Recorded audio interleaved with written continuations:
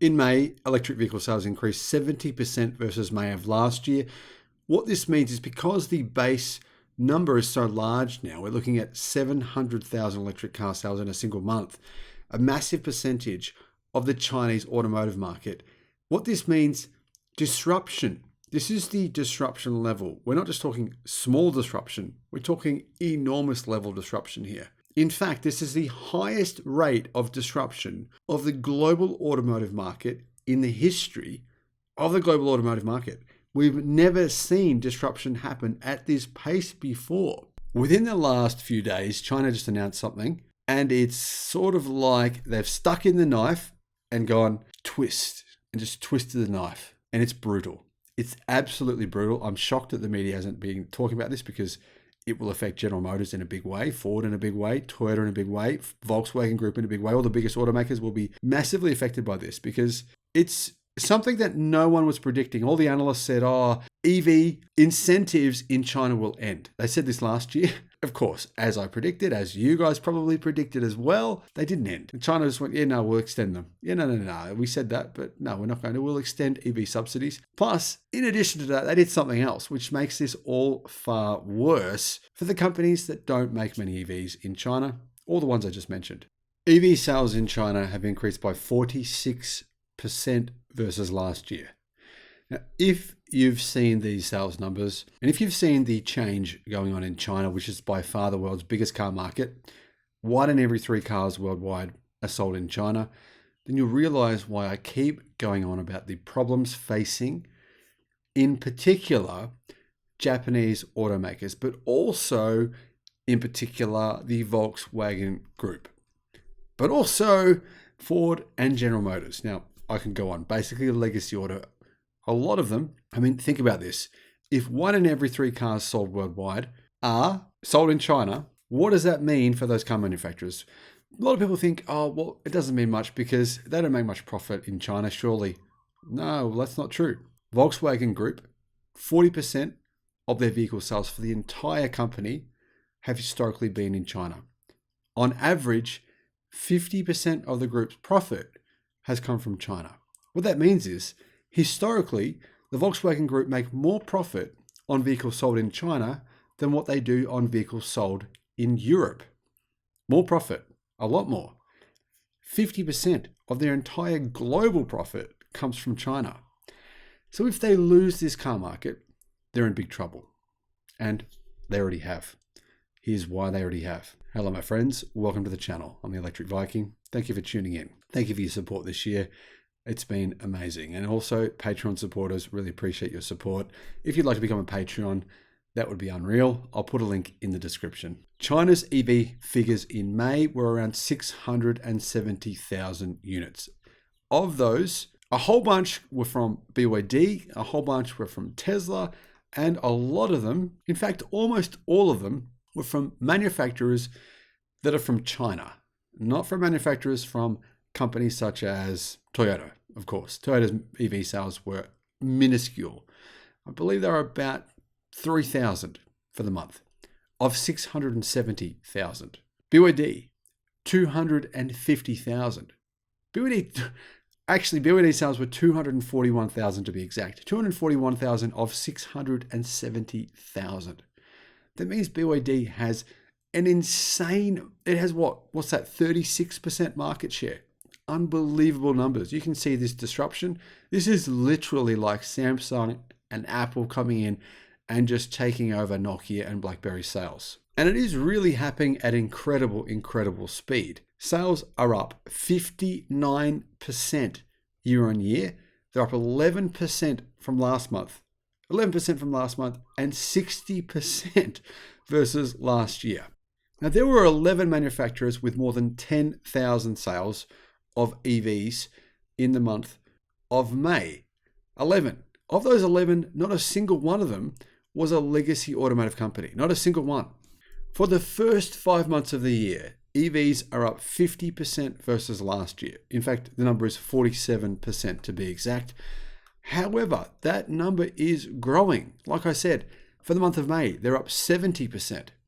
By the end of the year, it could grow as a cumulative number to that 70% number. In fact, it's very likely to do so. And these car sales are not coming from nowhere. The Chinese car market is getting smaller. It's contracting. Now, this is just what's happening. It's what happens in a recession. It's what happens with, automotive. It's what happens when banks start to tighten their lending up, start to increase lending rates, high inflation. Basically, we're in a situation where the entire economy is contracting. That means there's a smaller pie. EV sales are ballooning, right? Growth rate of 70%. And yet the car market is contracting. What does that tell you is happening to all of the competition that aren't making EVs, or at least making them in only very small numbers? What does that tell you about all the Japanese automakers who rely on China for their sales?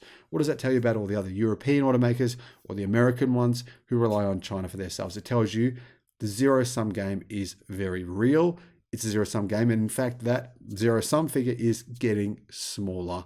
And those sales that these companies were getting last year are simply evaporating into nothing. But it's even worse than that, because there are millions of cars. In fact, last reports I've seen say that there is literally 3.9 million cars in inventory in China. I believe this is wrong. I think it's closer to 5 or 6 million. However, the point is, there are millions of cars in inventory. Factories, legacy automakers factories, are running at 40% to 50% production capacity, which means they're running at a massive loss. In fact, some factories have been shut down. What do you think Toyota's saying? Oh, sorry, Australia. Sorry, America. We can't produce enough cars for you at the moment. We haven't been able to do it. Sorry. Our factories in China are running at below capacity, but we can't make enough cars to sell you. Are you buying that story? You know that a lot of cars that Toyota make are actually made in China, right? And China is the largest exporter of cars now worldwide. They export more cars now than Japan does worldwide. A lot of them come from where? A lot of cars legacy automakers make come from where? They come from China. Yeah. And these companies are saying they want you to believe this story that they can't make enough cars, even though their sales in China are collapsing, which is their biggest market. So why can't they just ship those to you? Why can't they work out a way to do that? I thought Toyota was ultra efficient. I thought they had their ultra efficient way of actually being able to pivot to sell cars, but yet they're struggling to do so. And that's their excuse for why their car sales in Australia have gone down the toilet this year, Toyota. Or, in Europe, for example, what's going on here? I don't understand it. It doesn't add up. But here is the key. Here is the problem. Chinese government has told these car companies now for years that it is changing the rules on emissions. Almost none of the cars that these companies make, very few of them meet these new emission standards in China, meaning by the end of the year, they can't sell them. They've got millions of cars they can't sell. China said it would enforce these laws in, I think it was July of this year. They've given them a 6-month grace period. They're saying, okay, we've given you 2 years to know you didn't get ready. We'll give you an additional 6 months. After that 6 months is up, what do you think they'll do? What can they do? They're screwed. They can't do anything. 6 months is nowhere near long enough for them to start producing compelling electric cars that the Chinese population want to buy at a price that these manufacturers can afford. They can't do it. It's not possible. But what's even worse is that this is coming at a point in which the Chinese government is saying, we know what's happening. We know what we're about to do to you. We know what we're doing to these global companies that are not Chinese. We're going to just twist the knife in, stick the knife in and twist it. And well, this makes sense. It's part of it's part of any country's strategy. Think of China as a company. They're trying to kill the competition. China will extend and optimize, not just extend, but extend and optimize EV purchase tax exemptions. So not only are they going to extend EV exemptions, meaning giving away subsidies to manufacturers and consumers to buy EVs, they're going to actually increase them.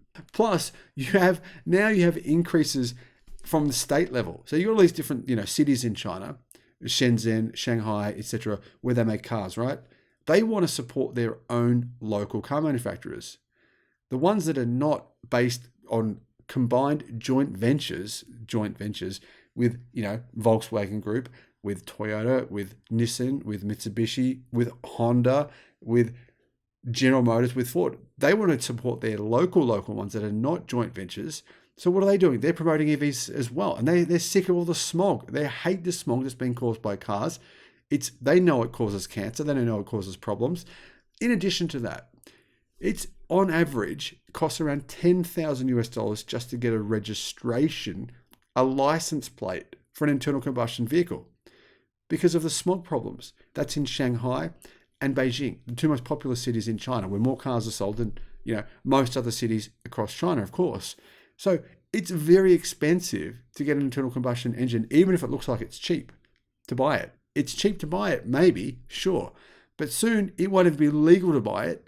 However, if you can buy it now and you choose to do so, you're doing so with the awareness that you have to go into an auction. You've got to go into an auction and bid to get one of the few license plates that you can use to register your internal combustion engine vehicle. So, if you put all that together, what does that mean? Sorry, but it means that these car makers are basically doomed when it comes to their sales in China. And if you look at their sales numbers, put it all together, you realize their sales will contract enormously once they've lost a massive number of sales in China, which will happen by the end of the year. Pretty much guaranteed. Let me know your thoughts in the comments, and thank you for watching.